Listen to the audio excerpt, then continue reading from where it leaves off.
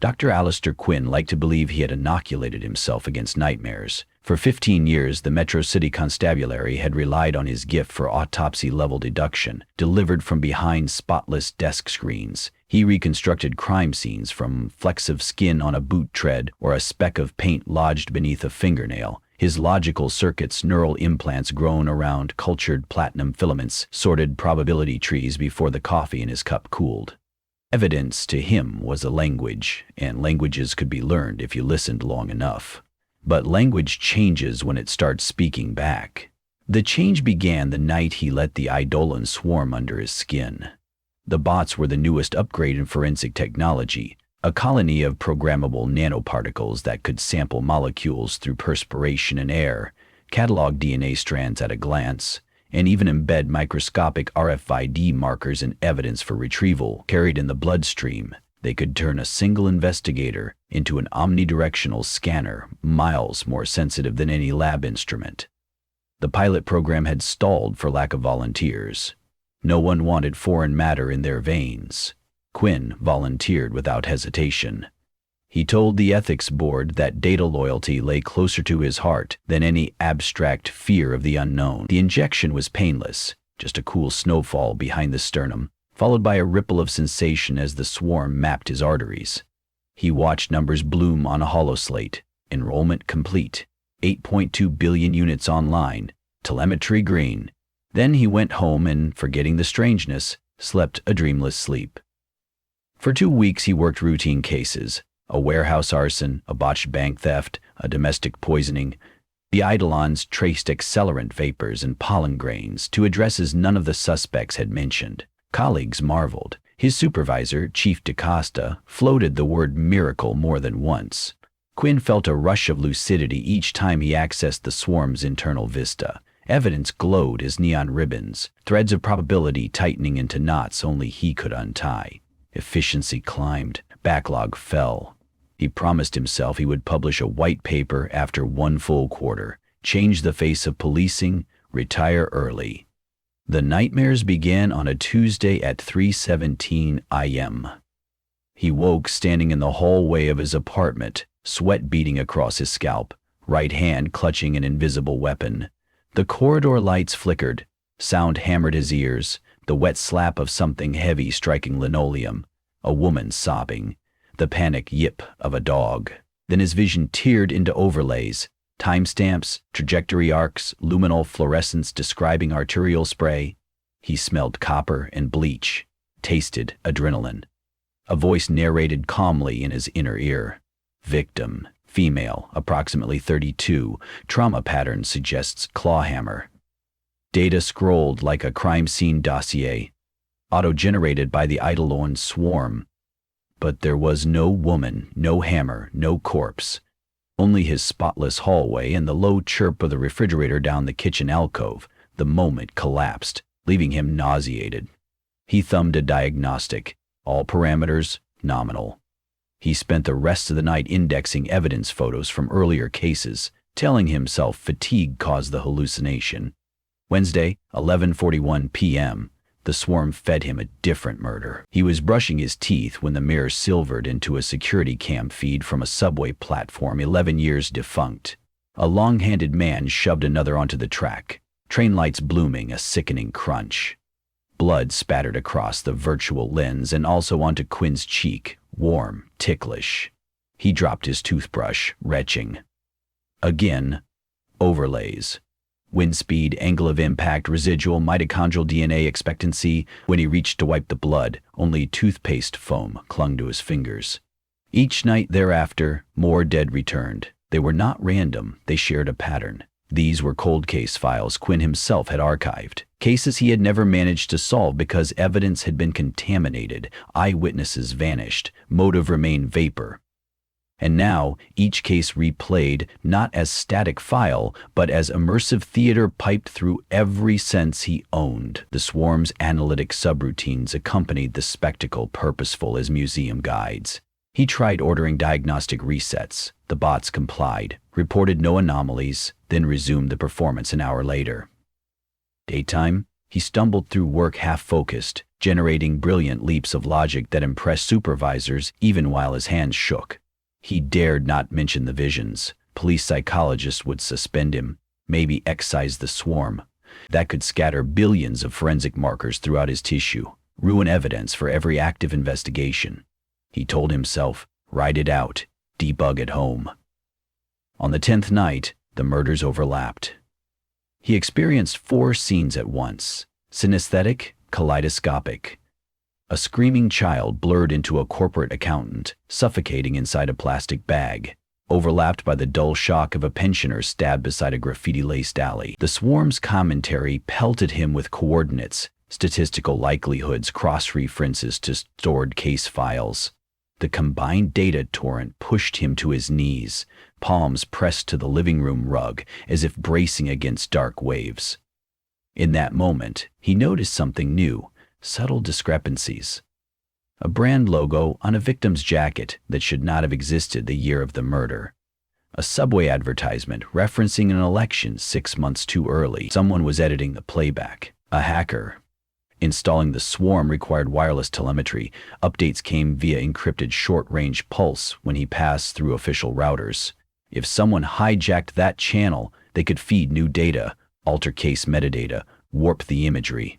And if they could do that, they could also broadcast outward package Quinn's own biometric footage, geotags, and timestamps, so it looked like he had been physically present at every bloody scene.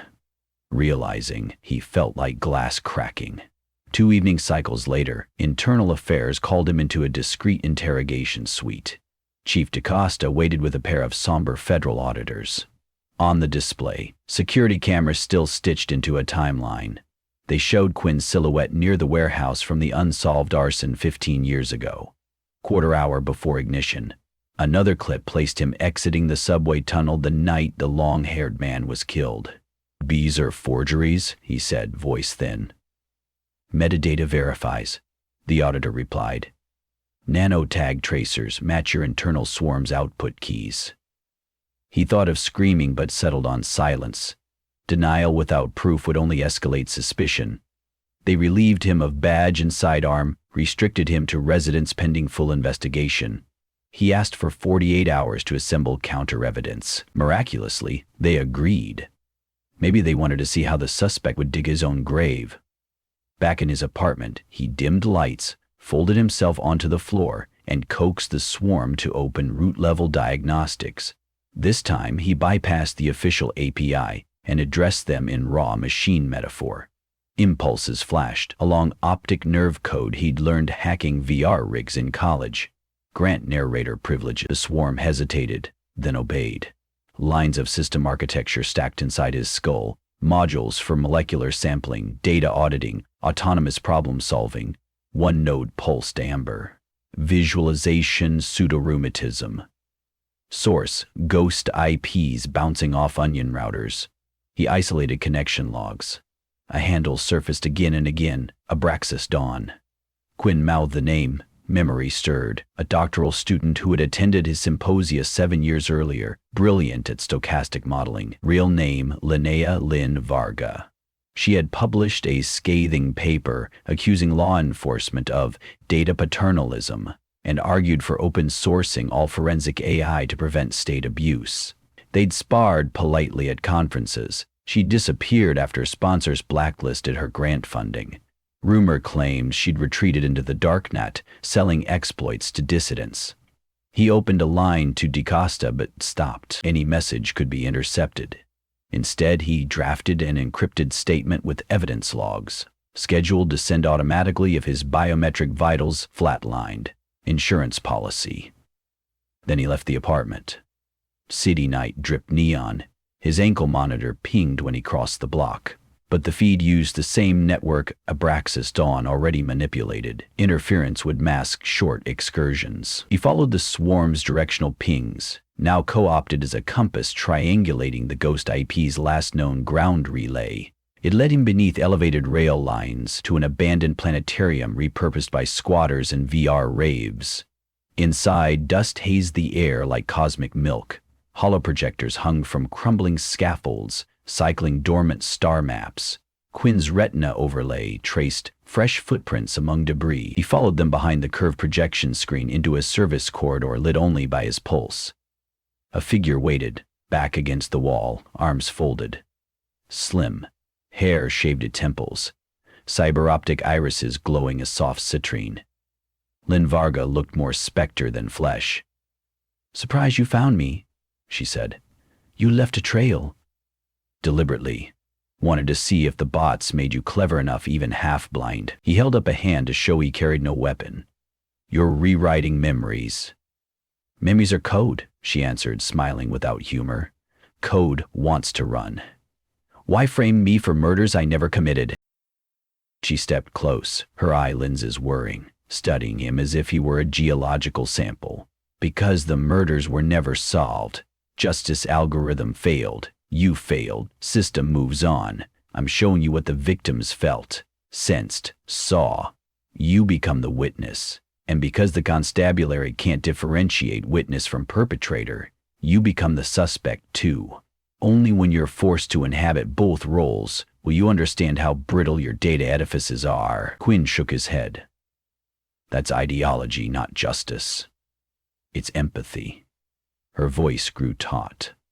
"You analyze blood spatters from a distance, talk about probability percentages. Meanwhile, families wait decades for closure. I'm giving the evidence a new mouthpiece. Yours. The moment police convict you using your own swarm's falsified data, every courtroom built on digital forensics collapses, precedent poisoned. They'll have to rethink the entire system." He felt heat rise behind his eyes. "You're willing to martyr an innocent man to fix perceived bias?" Lynn sighed. "Innocence is relative. You allowed murder files to calcify. People like you built the walls." Quinn wanted to refute her, enumerate reasons cases stagnate, budge cuts, chain of custody errors beyond any single analyst's control, but the words tasted brittle. He had celebrated his solved cases in lectures, but he rarely spoke of the failures, the ghosts who clung. "It doesn't have to be mutual destruction," he said. "You've accessed the swarm's pattern recognition modules. Use them legitimately. Together we could finish every cold case in the vault." "Then hand victories to the department that buried them?" Lynn folded her arms again. "No. The only way to wake people is shock therapy." He sensed the swarm shifting, new codes spooling through capillaries. She was uploading the final montage, the fail-safe incrimination. If he incapacitated her now, maybe he could force a reversal, but his training resisted violence. Instead, he spoke quietly. "Do you remember the Kessler abduction?" Her expression flickered. "The 5-year-old? Missing 2093? I do. I kept her photo on my desk. For years I believed I could find her alive. The day we declared her presumed dead, I went home and drank until morning." His throat felt sanded. "Since you hijacked the swarm, I've relived that night over and over. I can smell the basement where we think she was held. I can hear her crying. I hate it, yet I don't want it to stop, because the pain reminds me she matters." Lynn's eyes darkened. "That's exactly what people must feel." "Yes, but if you broadcast false guilt, the public will see only scandal, not compassion. They'll discard every digital tool, even the parts that work. We'll lose decades of progress." He took a step forward. "Let the swarm speak truth instead. Show them the murderers unfiltered. Show them the gaps, the barriers, the resource shortages. Let everyone witness. Not me as killer, me as lens." Silence filled the corridor, punctuated by whirs of distant projectors. Then she smiled sadly. "You'd give up your mind's privacy forever?" "If that's the price," he said, surprising himself with certainty, "I'll pay it." She studied him long enough for unease to snowfall along his spine. Then she raised her hands to shoulder height, palms forward, a gesture of surrender. "All right, doctor, let's rewrite the rewrite." Her fingers flicked invisible panels. He felt the swarm respond, code panes opening, but just as swiftly, alarms detonated. External signal influx, brute force infiltration, not from Lynn, but from an unknown third party. His HUD ballooned scarlet. "Are you doing this?" he asked. "No," she snapped, pupils dilating. "Someone else piggybacked us." Data flooded, bypassing locks, injecting new images. He glimpsed DaCosta's ID tag appended to a remote warrant. The department had traced him here. Tactical drones were en route. And someone inside IA was now feeding live edits into the swarm, reinforcing his guilt storyline before the arresting officers arrived. The conspiracy was wider than Lynn's vendetta. Doors clanged at the planetarium entrance. Boots thundered. He grabbed Lynn's wrist. "We can't run the swarm bleeds telemetry." "Then we rewrite faster," she said. Together they dove into shared augmented workspace, a fractal cathedral built of code where strings of polyglot script hovered like stained glass. They worked in tandem, disabling remote write permissions, rerouting sensor loops, encrypting personal biometrics behind one-time quantum salts.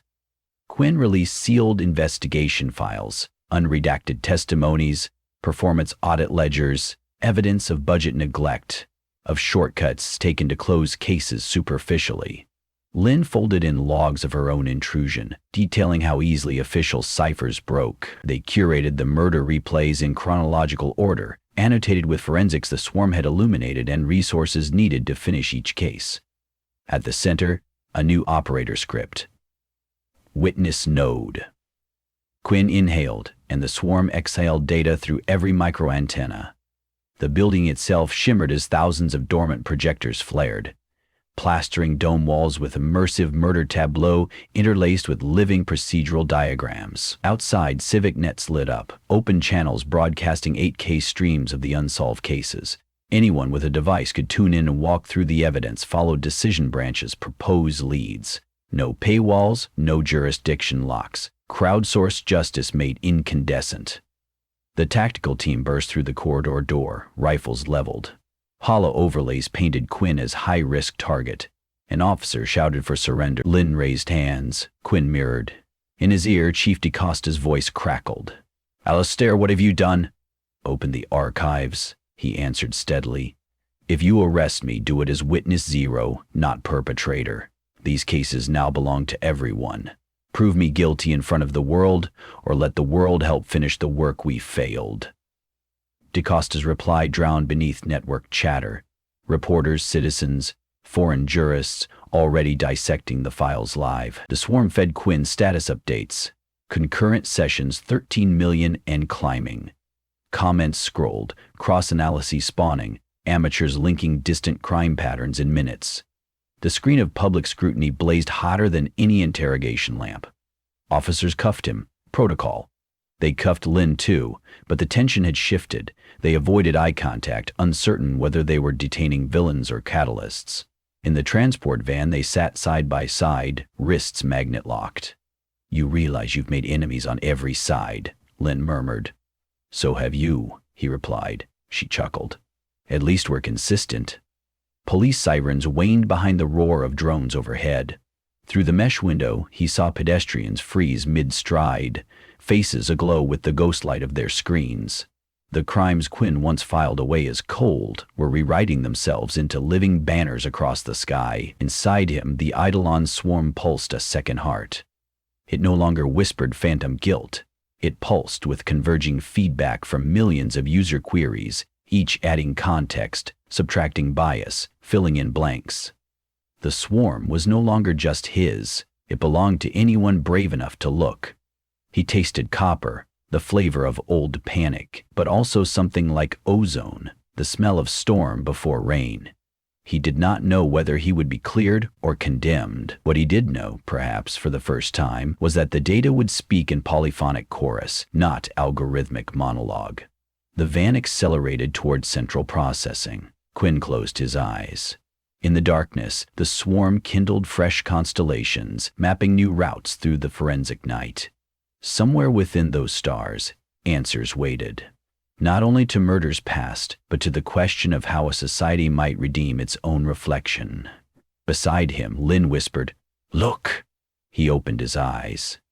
Through the grate he saw the skyline flicker as if turning pages.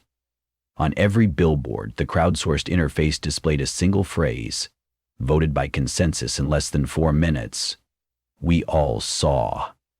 And in the quiet that followed, Dr. Alistair Quinn finally understood the true meaning of witness.